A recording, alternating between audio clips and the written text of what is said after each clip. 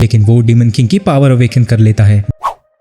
उसकी फैमिली ने ऐसी 13 स्वॉर्ड बनाई है ताकि अगर उसकी स्वॉर्ड डैमेज हो जाती है तो वो दूसरी यूज कर सके। हाउ कहता है कि फ्रॉगी तो एक कुत्ता है, उसके पास तलवार कहां से आएगी, लेकिन फ्रॉगी भी अपनी तलवार के साथ फोटो भेज देता है। लेकिन अभी तक वैंगलिंग ने अपनी स्वॉर्ड नहीं दिखाई थी, तो सभी लोग उससे पूछते हैं कि तुम्हारे पास स्वॉर्ड है भी या नहीं। वैंगलिंग कहता है कि हाँ मेरे पास है। वो अपनी तलवार लेने के लिए बेसमेंट में जाता है, लेकिन तभी स्वॉर्ड की स्पिरिट डब्बे में से बाहर आने लगती है और वो जल्दी से उसे वापस डब्बे में घुसा देता है। वहीं दूसरी तरफ टैंक से टीचर कह रही होती है कि तुम्हारी टीम में सिर्फ 4 मेंबर हैं। टैंक कहता है कि हमारा 5th मेंबर वो इंसान है। तुम क्या कह रहे हो ये? क्या तुम सच में उस इंसान को यूज करना चाहते हो, वो भी अभी? चाहे कुछ भी हो जाए हम इस साल नहीं हार सकते। चलो ये भी ठीक है, अगर हम उस इंसान का यूज करेंगे तो इस साल कभी नहीं हार सकते। पर एक सेकंड, वो इंसान है कौन? वहीं वो लड़की कहीं पहुंची हुई है और एक और स्टूडेंट जिसका के नाम बुफेंग है वो किसी की धुलाई कर रहा है और ये वही इंसान है जिसको की यूज करने की बातें चल रही थी। अगले दिन वैंग अपने दोस्तों को अपनी स्वॉर्ड दिखा रहा था, लेकिन सभी को लगता है कि ये काफी छोटी है। तभी वहाँ टीचर्स पहुंच जाते हैं और वो उन्हें बताते हैं कि वो फैक्शन 59 के स्कूल में रहेंगे जब तक कि कंपटीशन शुरू नहीं हो जाता।